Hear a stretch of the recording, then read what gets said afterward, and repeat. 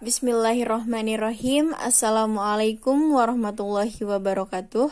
Kami dari kelompok 8 akan mempresentasikan hasil diskusi dari kelompok kami, yaitu tentang integrasi pendidikan Islam dan sains di perguruan tinggi. Dengan anggota kelompok, saya sendiri Sagita Aklia Nurfahma dengan NIM 200110138, Rizky Hidayat Tirmansyah dengan NIM 200110121, Hajar dengan NIM 200110117. Konsep pendidikan agama Islam di perguruan tinggi.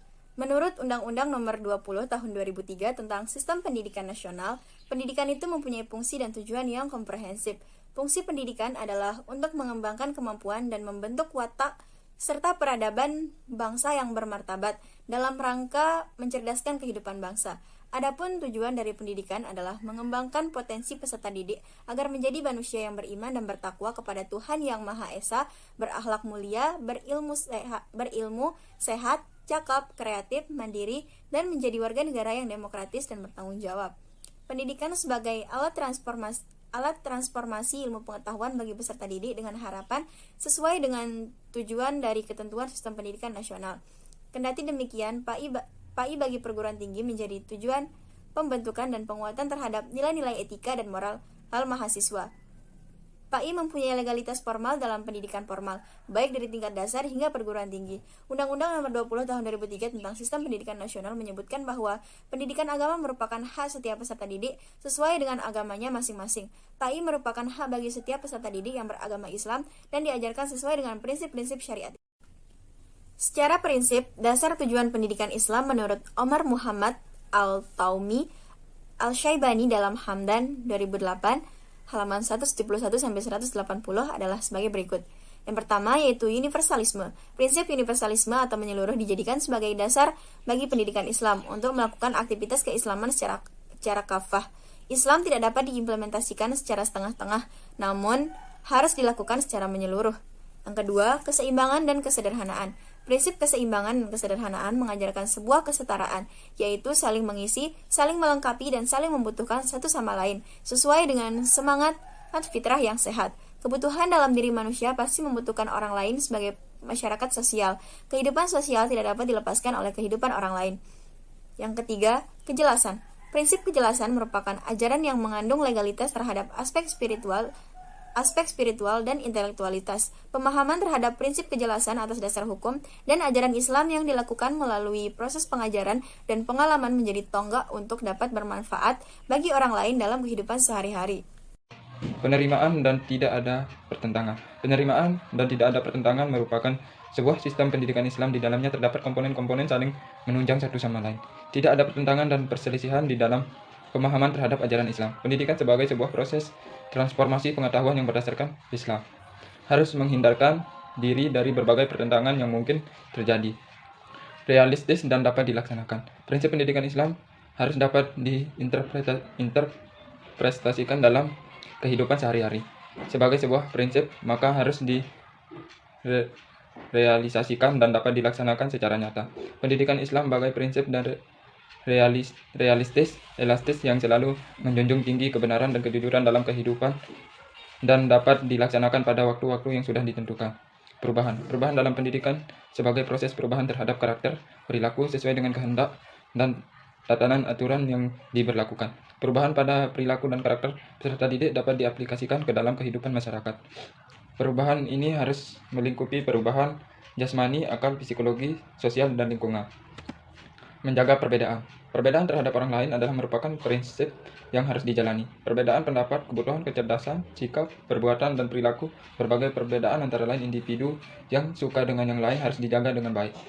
Setiap perbedaan mengajarkan sebuah hikmah yang Allah berikan kepada hambanya. Menjaga atas berbagai perbedaan merupakan hikmah yang harus dijaga sebagai penghargaan atas nilai-nilai yang dimiliki oleh manusia lainnya. Dinamisme nilai-nilai keagamaan. Dinamisme nilai-nilai agama dibutuhkan pada zaman-zaman yang berubah.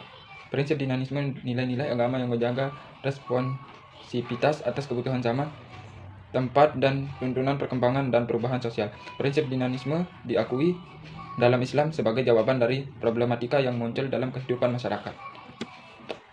Spesialisasi antara Islam, sains sudah berkembang sejak lama. Dikotomi keduanya menjadi perbincangan hingga hari ini. Ketika perbincangan agama, maka ilmu pengetahuan harus disimpan begitu sebaiknya.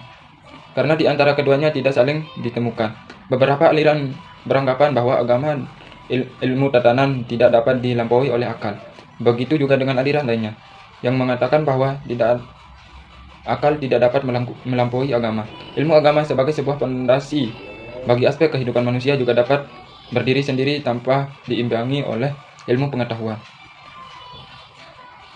Islam tanpa pengetahuan umum adalah apatis terhadap realitas kehidupan. Sebagai sebuah dasar dari segala aspek pengetahuan, seyogyanya menjadikan dasar bagi manusia untuk mengetahui lingkungan, masyarakat, pergaulan, dan berbagai kejadian alam sebagai ciptaan Allah yang diajarkan kepada manusia untuk berpikir melalui akalnya, bertindak melalui perbuatan, dan bersikap melalui etika dan moralnya. Perubahan pola pikir mahasiswa ke dalam pengalaman, nilai-nilai kebaikan yang berdasarkan agama Islam tentu membutuhkan 3 komponen, yaitu komponen bagi diri mahasiswa itu sendiri. 2. Komponen perguruan tinggi sebagai wadah kehidupan sosial bermasyarakatan mahasiswa. Yang terakhir, komponen keluarga yang menjadi rumah bagi mahasiswa. Perkenalkan, nama saya Hajar, NIM 2001110117. Dari sini saya akan melanjutkan presentasi dari saudara Rizky, yaitu pengalaman nilai-nilai agama Islam bagi mahasiswa. Pendidikan Islam menjadi hak mahasiswa dalam memperoleh pengetahuan tentang Islam bagi mahasiswa yang beragama Islam. Pendidikan Islam diajarkan sejak semester 1 hingga semester 6 sebagai standar memperlakukan dari pendidikan tinggi. Namun, kebijakan memperlakukan pendidikan Islam di perguruan tinggi umum sesuai dengan kebijakan yang diberlakukan, namun tidak mengurangi aspek-aspek nilai yang diharapkan terhadap moral dan etika mahasiswa. Konsep pendidikan Islam yang dibutuhkan dalam kerangka memaksimalkan pengalaman nilai-nilai agama Islam bagi mahasiswa antara lain: 1. Penerapan terhadap peraturan perguruan tinggi secara Islami. Peraturan perguruan tinggi terkait dengan kewajiban dan hak seluruh elemen masyarakat perguruan tinggi, baik mahasiswa maupun pendidik dan tenaga kependidikan, serta para pejabat di lingkungan perguruan tinggi. 2. Pembiasaan terhadap nilai-nilai agama Islam di dalam pelaksanaan pendidikan dan pengajaran, baik dalam berbagai pertemuan, proses belajar mengajar, maupun kegiatan intrakurikuler dan ekstrakurikuler.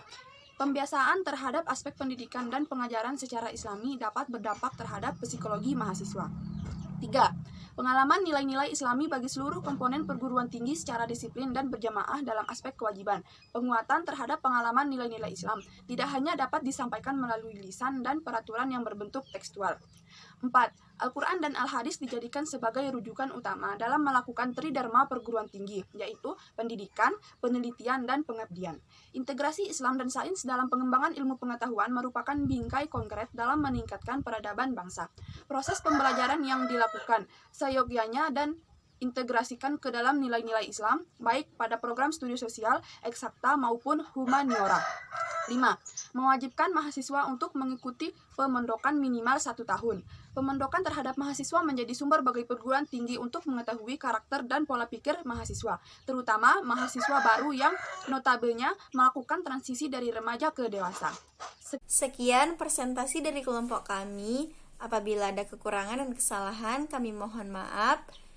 Wassalamualaikum warahmatullahi wabarakatuh.